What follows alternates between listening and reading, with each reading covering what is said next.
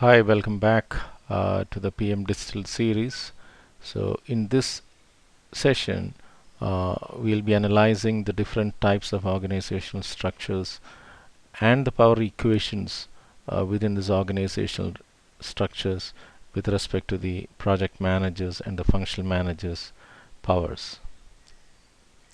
This is a classical form of an organization chart. We call it as a functional organization. Here there's a CEO, then there could be Vice President Marketing, VP Finance, VP HR, VP Procurement, VP Engineering and Manufacturing. So this is an organizational chart of a typical manufacturing organization. And let us assume that we are rolling out an ERP package into an organization like this. And most probably the sponsor for that project would be the Vice President Engineering. And what that person can do is, okay, he can pull out his most trusted right hand from the department and make him the project manager. So in a functional organization, the functional manager always have more authority than the project manager.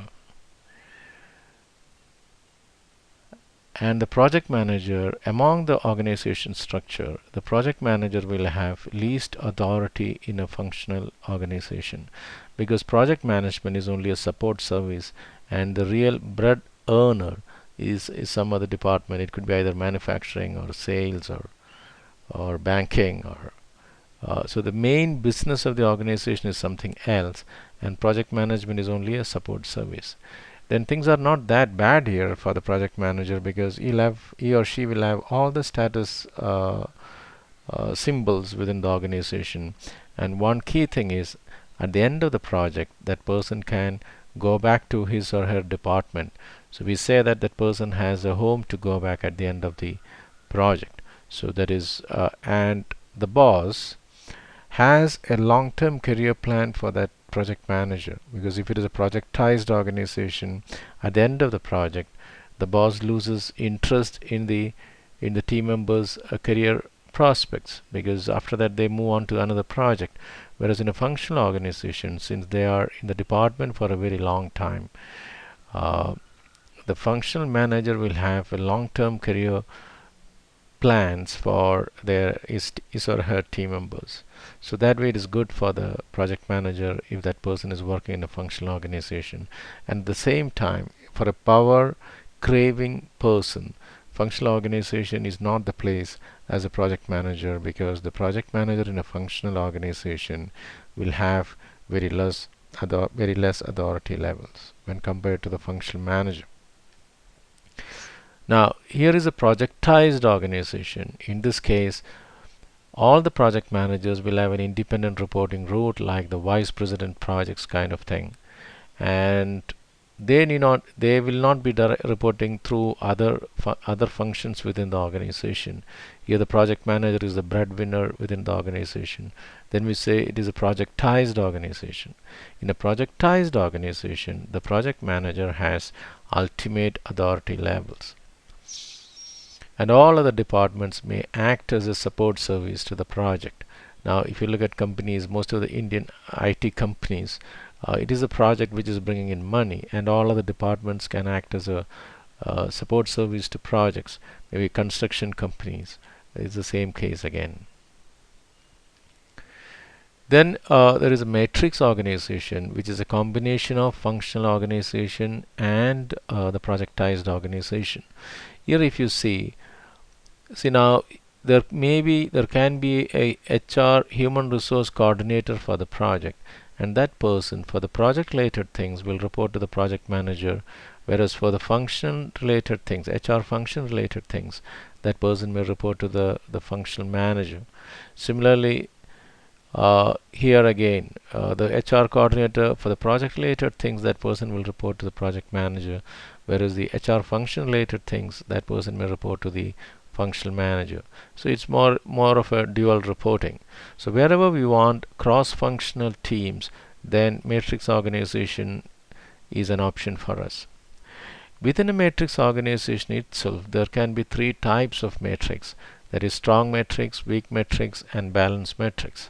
So in a strong matrix, even if the team members are reporting to both the functional manager as well as the project manager, in a strong matrix, the project manager will have more authority than the functional manager. In a weak matrix, the project manager will have lesser authority than the functional manager. In a balanced matrix, both the project manager and the functional manager will share an equal kind of a power structure. So one point which I forgot to explain in a projectized organization are the negative aspects of a projectized organization.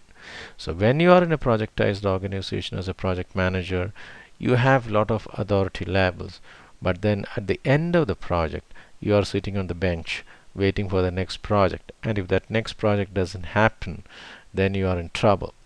And your boss doesn't have a long-term career plan when you are working for a projectized organization, because at the end of the project you will be moved to some other project, and most of the bosses will have short-term career plans for their team members or project managers in a projectized organization.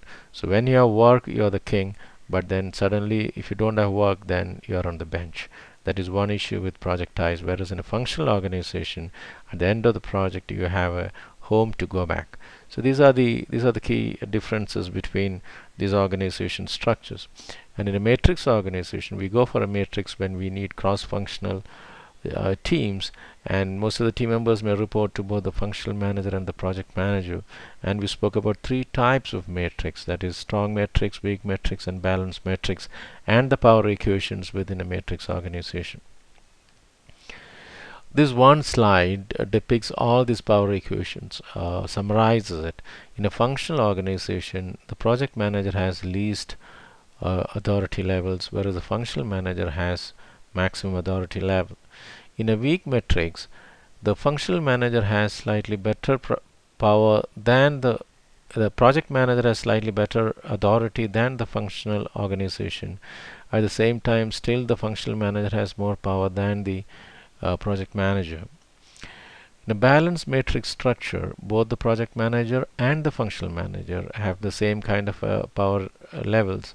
Whereas in a strong matrix, the project manager has more authority than the functional manager, and at the projectized structure, the project manager has maximum authority and the functional manager has the least authority level. So this one slide summarizes these organizational structures and the power equations of the project manager and that of the functional manager.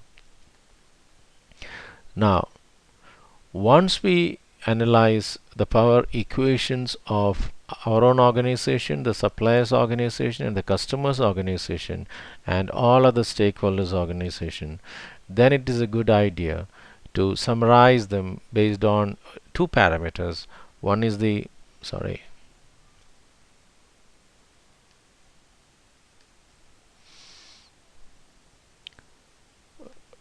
One is the power of the stakeholders to influence the project. The other one is the interest of the stakeholders to influence the project. So we may get a set of stakeholders who have a lot of power in their organization and may have very less interest, very high interest as well.